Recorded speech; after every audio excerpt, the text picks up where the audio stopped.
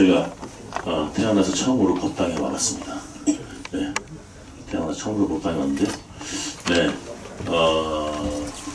저는 그 박정희 대통령님이 1962년에 5월 16일 군사 혁명이 있고 난 다음에 그때부터 제가 이제 그 우리 한국 근대사를 제가 좀 보다 보니까 5.16 군사혁명 이후에 62년도부터 혁명위원회에서는 바로 조국 근대화 작업을 즉시 들어갔다는 게 굉장히 놀랐습니다. 그 당시에 상공부를 만들어서 그 상공부 만들 때 그 상공부에 있는 그 사람들이 실질적으로 과학자들, 그 당시에 일하던 현직에 있던 과학자들을 바로 당신 오늘부터 과학자였는데 갑자기 군사 최고회의에 오라고 통지서가 날라와서 갔더니 당신 오늘부터 상공부 과장이다 해가지고 오늘부터 이제 상공부 일을 해라. 깜짝 놀란 거죠. 그렇게 해가지고 1962년부터 이 나라에 일들을 하고 67년부터 67년 10월 달에 경부고속도로 계획을 발표하고 1968년 3월 달에 경부고속도로 착공식을 했습니다. 그리고 정말 군사작전같이 1970년도에 경부고속도로에서 어디요? 대전까지 고속도로가 만들어지고 바로 그 이듬해에 부산까지 고속도로가 만들어집니다. 원래 호남고속도로도 4차선 예정이었지만 차관 관계로 2차선으로 개통이 되었던 겁니다. 그렇게 해서 목포까지 광주까지 그 다음에 부산까지 고속도로가 우리나라는 뚫리게 되고 이 산업화에 기치를 걸었는데 무엇보다도 중요한 것은 1962년부터 준비했던 중화학단지, 울산 중화학단지를 1962년부터 바로 준비에 들어가서 중화학단지를 건설했다는 거죠. 그 당시에 굉장히 놀랐던 것은 어느 누구도 대한민국의 차관을, 그 당시에 뭐냐면 기름이 없던 나라이기 때문에 우리나라가 이제 굉장히 기름이 중요하지 않습니까? 그래서 그 당시에 이제 이승만 대통령이 제일 고민이 뭐였냐면 미국에서 돈 안 준다가 아니라 기름 끊는다. 이것 때문에 거의 노이로제에 걸리셨다고 합니다. 이승만 대통령께서. 근데 그래서 그 당시에 이승만 대통령이 뭘 만들려고 하셨냐면 기름 없이 가는 자동차를 만들면 큰 상을 주겠다 해가지고 기름 없이 가는 자동차를 그 당시에 만들려고 과학자들이 했다고 하고요. 그 당시에 이제 세계 원자력 기구에서 와가지고 이승만 대통령한테 이게 뭔지 아느냐? 우라늄이다. 요거 상구라면 석탄 수십 톤의 화력을 낸다. 그러니까 깜짝 놀란 거예요. 이걸 어떻게 하면 되느냐? 근데 이걸 웃으면서 이건 지금 당장 할 수 없고 인재를 키워야 된다. 그 즉시 이승만 대통령이 그 당시에 우리나라의 외환 보유고가 2천만 달러에 불과했는데 300여 명을 6천불을 손에 쥐어주면서 300여 명을 유학을 보냅니다. 국비로.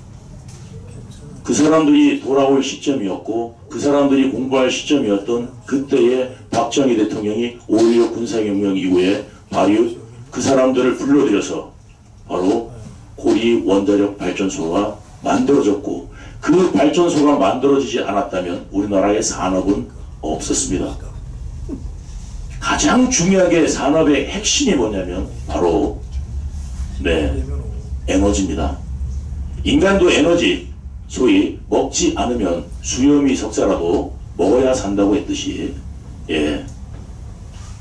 산업도 에너지의 소비가 없이는 절대 성장할 수 없는데 이것을 준비한 것이 뭐냐면 대통령, 박정희 대통령께서 말씀하고 울산에, 그러니까 그 당시에 뭐냐면 정유시설을 만들기 위해서 미국이 그때 당시에 만들어준다는 목표의 시설, 그러니까 우리가 직접 만들겠다 그러니까 처음에는 콧방귀 뀌다가 나중에 진짜 만들 것 같으니까 본인들이 만들어주겠다, 오히려 만들어주겠다 하는데 그걸 거절했습니다. 왜? 수요가 모자라다고 본 겁니다. 그래서 우리나라가 직접 짓겠다고 울산에다가 석유화학시설 준비를 했고요. 그 다음에 배들이 들어올 수 있도록 그 항만시설을 준비를 했는데 그게 이제 필리핀 사례를 보고 와서 준비를 했다고 합니다. 그 노력들이 우연히 이루어진 게 아닙니다.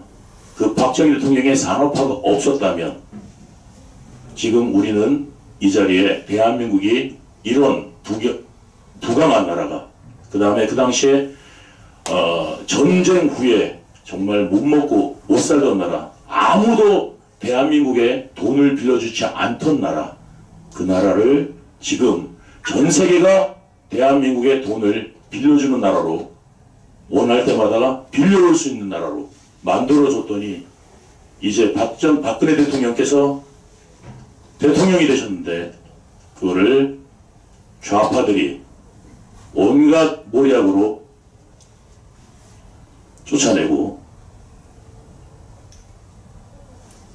그 돈을 빌려올 수 있는 돈을 만들어준 뻔히 그 차관을 빌려와서 무엇을 했습니까?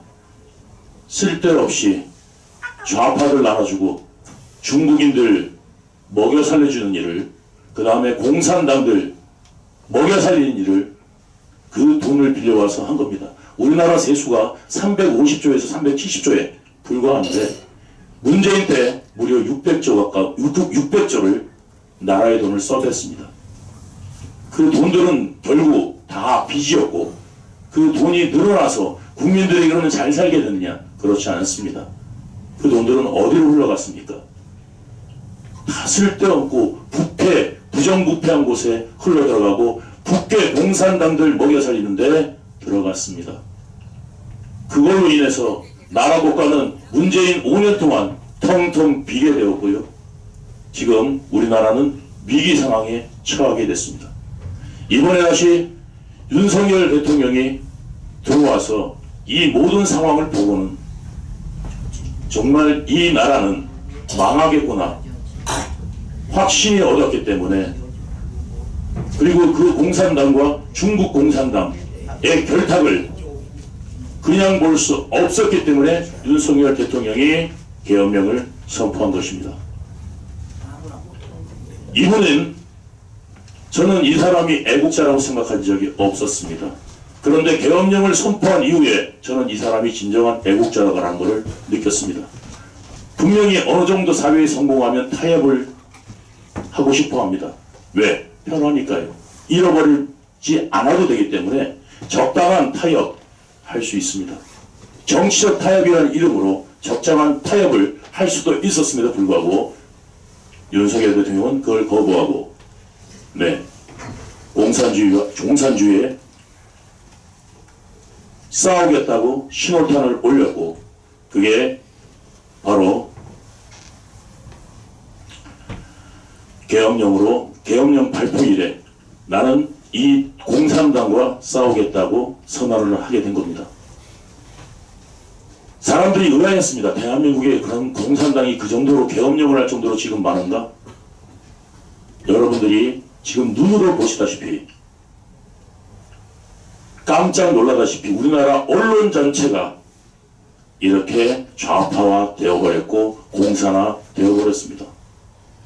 주변에 늘 민노총 공산당들이 실제로 간첩 혐의로 구속되고 잡혔고, 며칠 전에도 민노총 출신 간부 2명이 또 역시 간첩 혐의로 잡혔습니다. 이러고 있음에도 불구하고 그러면 북한만 그럴 것인가? 중국은 훨씬 더 심각하게 우리에게 간첩질을 해대고 있었습니다. 그런데 불구하고 그거를 무시했던 과거의 좌파 정권들이 이번에도 역시 간첩법 개정을 반대하고 나섰던 것이 바로 민주당입니다.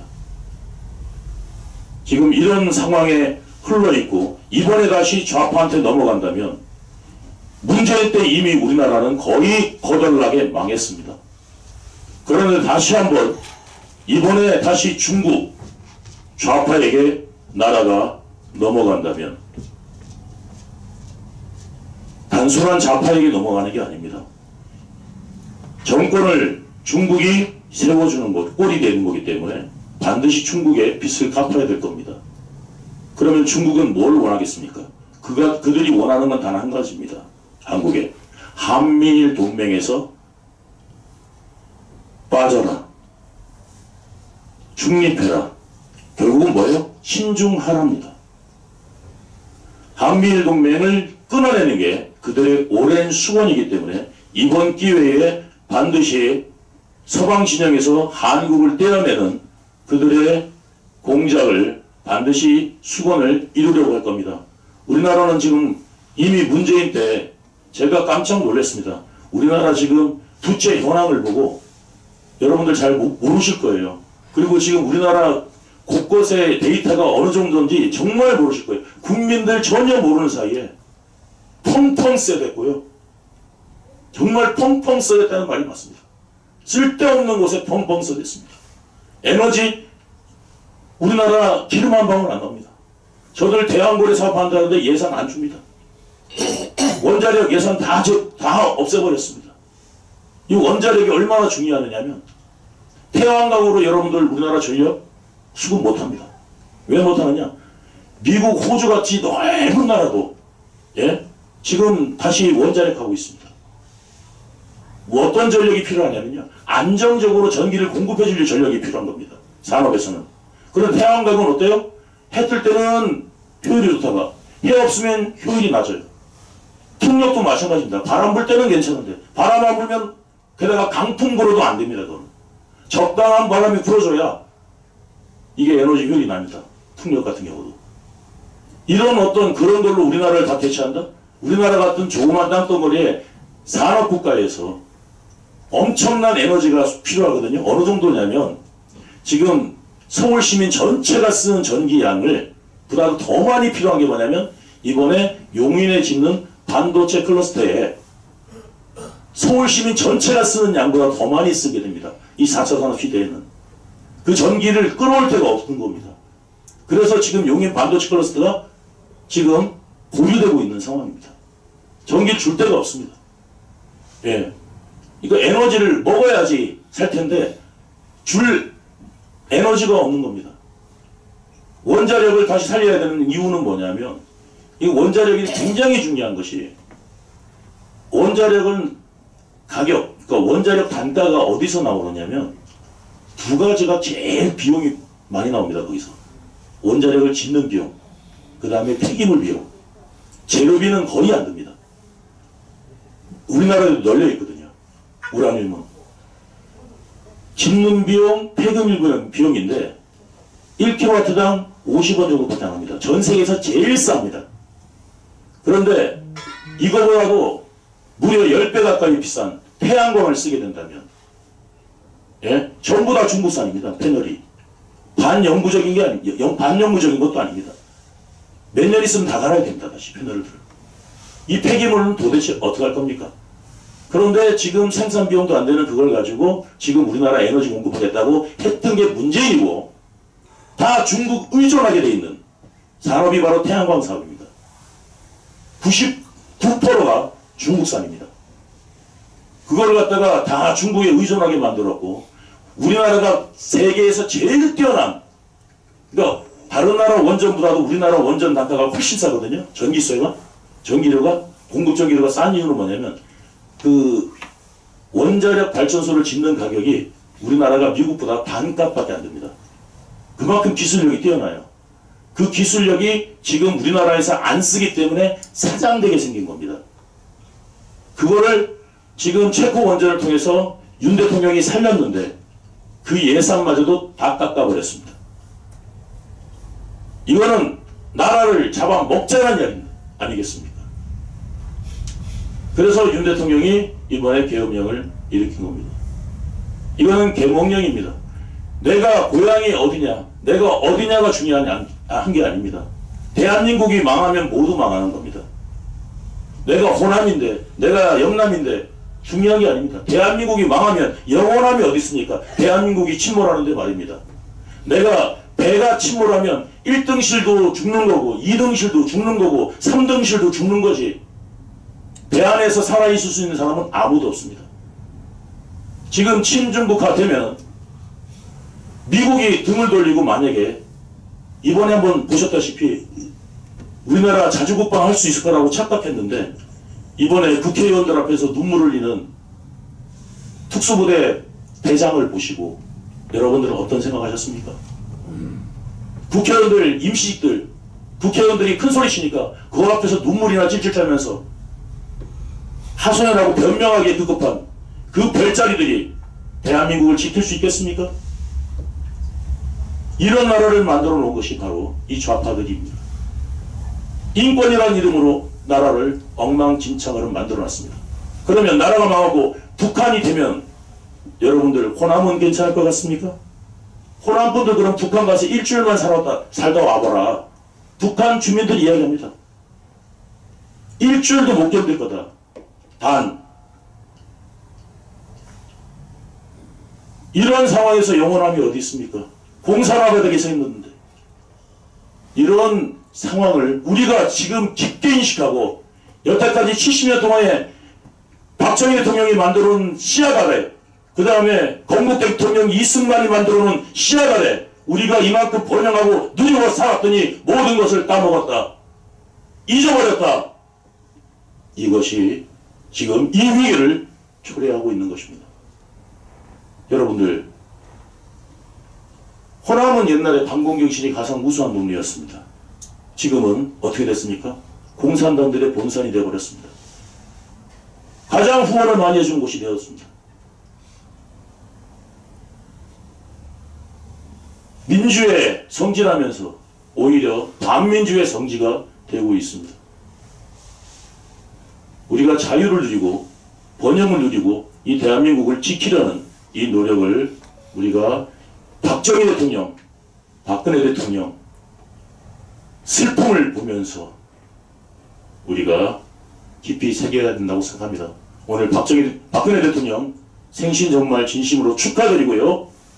예, 억울함을 풀어드려야 되겠습니다. 감사합니다. 네, 반갑습니다. 김은국입니다. 모처럼 이 불교 행사에 왔는데 이게 저 박근혜 대통령 72세 생신 축하 파티 한다면서 이게 우울하게들 해요. 난 그래서 법당에 안 가 요새. 왜 우울하게 해? 이렇게 귀한 분들 초대해놓고 우리가 파티잖아요, 파티. 기분 좋게 해야지. 그래 이게 전달이 될 거 아닙니까? 박근혜 대통령 발서고 계신 저도 갔다 왔는데 아니 많은 준비를 한 걸 제가 쭉 그래 제가 이거로 박사님 진짜 몇십 년 만에 뵀는데 불교 행사 포교 무지하게 했습니다. 나이 먹고 인기 떨어지면 아무 소용이 없어요. 불교가 그렇습니다. 지금 좌파 우파도 있고 스님들도 좀 너무 많이 알아요. 너무 많이 알아요. 이 사람들 인기 없고 그렇게 오랫동안 포기해도 자기네들끼리 다 하는지 모르지만 오늘 모처럼 와가지고 이 봄 날씨에 이렇게 혼자서 60년 이상을 세계도 없는 수상 방생 이 법당을 지키고 계시는데 참 대단한데 제가 볼 때 이게 간단한 문제 아닙니까? 이게 오후에 또 뭐 올리고 뭐 헌신되는데 4월 초파리도 다 오는데 연도 7만원짜리 한 100개만 달면 되지 않나 이거? 끝나지 않나요? 그럼 되잖아요. 10만원 안 되는 사람 5만원짜리 달든지 뭐. 저도 뭐 불조라도 살면서 부처님 오신날 한 3개 정도 사찰에 다니면서 부모님 뭐 건강하고 자식들 잘 되라고 저도 또 올해 또 삼재도만 삼재 또 풀어야 돼요 지금. 돌아버리겠어요 이거. 등값 많이 날라간다니까. 그 전에도 안 가요 요새. 진짜 안 가요. 제가 그 허락나비 우리 어머니 때문에 됐거든요. 우리 어머니가 너는 교회 성당 나가면 넌 죽일립니다. 내 전국에 돈도 없는데 집안도 가난한데 내 널 위해서 전국에 연등을 달아서 네가 허락나비 됐으니까 네가 부처님 일을 해라. 그래가지고 1990년에 대한불자가수회 초대장을 했습니다. 어린 나이에. 그때 이제 마포에 있는 BBS 불교방송이 새로 생기고 제가 엄청나게 했습니다. 그때 KBS, MBC 2개뿐이 없었는데 아마 불자가수 연예인이 그렇게 처음으로 많이 모인 건 처음이다. 처음. 그 제가 해놨습니다. 제가 다 찾았어요. 교회 성당 다니는 그 연예인들은 똘똘 뭉치는데 불자들은 못 뭉쳐. 수백 명을 찾았어요. 그래 각 절에 스님들이 다 갖고 왔어. 김웅국은 뭐 안적도 없어요. 안적도 없어요. 산사람한테 불자들 안 불러요. 무슨 그런 사람이 그 스님인가 그게? 지금 제가 모셨던 옛날 우리 이거는 박사님 아실 텐데 불자 가수 원로분들 거의 다 돌아가셨어요. 그분들이 돌아가시면서 저한테 뭐라고 했는지 알아요? 야, 내가 평생 불교를 살아왔는데 달력 하나 안 주더라 명절 때. 해가 바뀌어도 그렇게 포기 많이 했는데 반성해야 돼요. 진짜 스님들 반성해야 돼. 반성. 이번에도 지금 여기 저 친구 옛날 역사 많이 했는데 광화문에 나가고 저 강화문 한 번도 안 나갔습니다. 전 목사가 초대해도. 불자가 거기 왜 나온가? 아무리 윤석열 대통령 탄핵 반대고 대한민국이 쓰러져 가고 불자 2차 진짜 가수를 떠나서 우파 가수 연예 산들에게 얼마나 힘든지 아십니까? 방송이 다 잘리고 집구석도 다 잘렸어요. 아무것도 없어요 지금. 심각합니다 이거. 스님들 누가 알아줘요? 그 정목사가 계좌번호 달려도 난 안 줬어요. 당신 오는데 얼마를 줘야 되나? 근데 저는 해병대와 함께 한남동만 나간 겁니다. 어제 서울구치소 앞에 윤석열 빨리 석방하라. 거기서 한참 들이댔는데 거기서 내가 얘기했어요. 오늘 여기 내가 내일 그 2월 2일날 우리 박근혜 전 대통령 생신 축하 법회에 갑니다. 그랬더니 거기서 제발 어디냐고 주소 좀 알려달래. 그 한강 특성공원에 뭔가 법당이 하나 있다 그랬는데 모르겠어요 그분들. 저는 생명나눔 실천본부 초대 홍보대사입니다. 그때 법장 스님이 오셨는데 지금은 이제 일면 스님 오시는데 그때도 생명 살리려고 제가 앞장섰는데 우리 어머니가 알려준 게 이거 해야 돼 이거요. 이거 진짜 이런 데가 어딨습니까 이게. 예? 물고기 방생해야 됩니다. 인간만 살리는 게 아니라 동물들 다 살려야 돼요. 생명 있는 건 다 살려야 됩니다. 그게 불자지. 뭐 부처님 공부 많이 하면 뭐합니까? 실천 하나도 못하는데. 실천 못하면 아무 소용 없어요. 거리 안 가도 돼요. 거리 뭐 맨날 가서 길어. 부처님도 어떻게 그걸 다 도와줘. 한두 사람도 아닌데.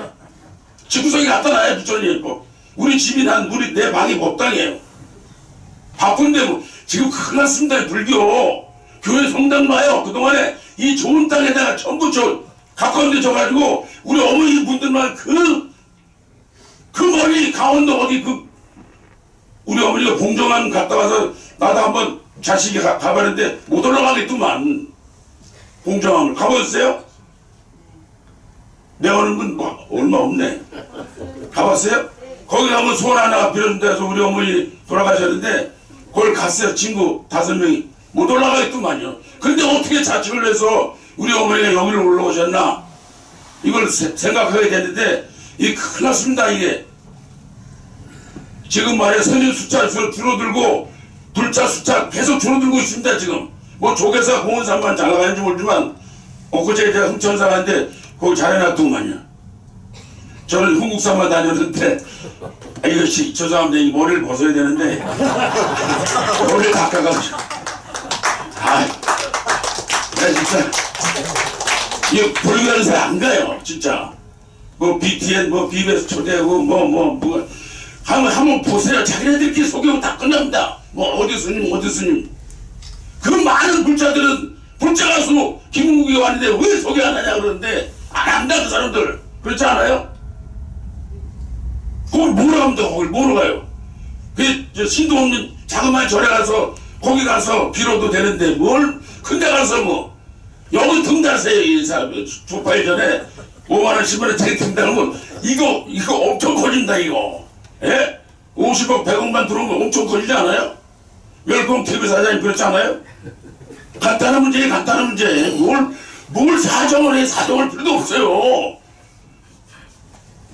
재행무상이라 했잖아요. 제가 옛날에 무식하게 모를 때는 일체의 유심조 좋아했는데 지금은 재행무상 좋아합니다. 모든 건 그냥 내리고 없어요. 자기가 한 만큼 오는 거지. 뭐 그거 공부 아니 경전 공부 많이 하면 뭐예요? 그거 달라진 거 있어요? 살아가는데 아니 같은 절에 다니면서도 그렇게 오래됐는데도 같은 신도가 밥을 굶고 병원에 아파 누워있고 집구석이 다 망해지는데 같은 신도끼리 도와주자는데 그 절이 운영이 되는 겁니까 그게? 신도 회장은 왜 있는 거야? 주지방에 대한 신도 회장이야? 돈 많으면은 이 김은국이 잘못 봤다는 큰일 납니다 진짜. 제가 참고 있는 게 다행이에요. 만약에 광화문에서 마이크 잡았으면 내가 스님 신부 욕하려고 했어요. 야단치려고 했어요. 왜 목사들만 나라를 위해서 이렇게 목숨을 바치느냐. 그러면 스님 신부분들은 뭐하는 분들입니까? 내가 진짜 하고 싶은데 참았어요. 종교는 잘못 건드렸다가 나만 눈탱이 맞으니까. 너무 길게 얘기하면 안 되고 자주간 이렇게 뭐 마이크 잡을 기회를 주셔서 감사드리는데 박근혜 전 대통령 감옥에서 5년 이상 고생했잖아요. 예? 근데 윤석열 대통령도 또 저렇게 해야 됩니까? 정말 여러분들 돈 쓸 때 돈 쓰세요. 그거 꼬부치고 학교는 뭐예요?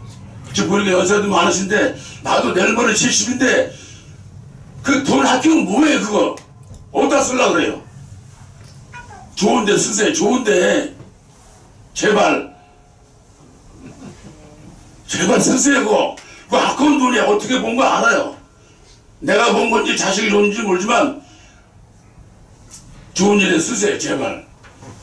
나만 혼자 먹으려고 하는 건 그건 불교인이 아니에요. 어려운 사람들 도와주고 베푸는 게 그 자비지. 그게 불자지.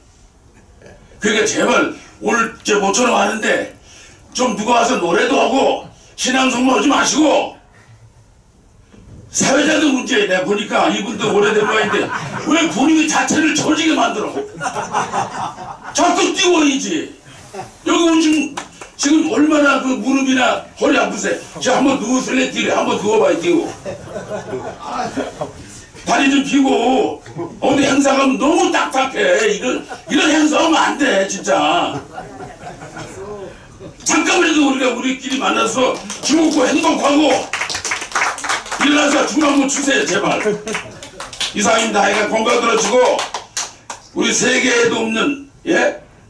이 저 방생 우리 저 법당 말이죠. 이거 살리기 위해서 오늘 저기 만난 것 같은데 모인 것 같은데 이 등 하나씩 다 달아서 5만원 10만원짜리 해가지고 4월 초 8일까지 달면은 한 50억 100억 들어오면 이거 다 수리 다 됩니다. 여러분 고맙습니다.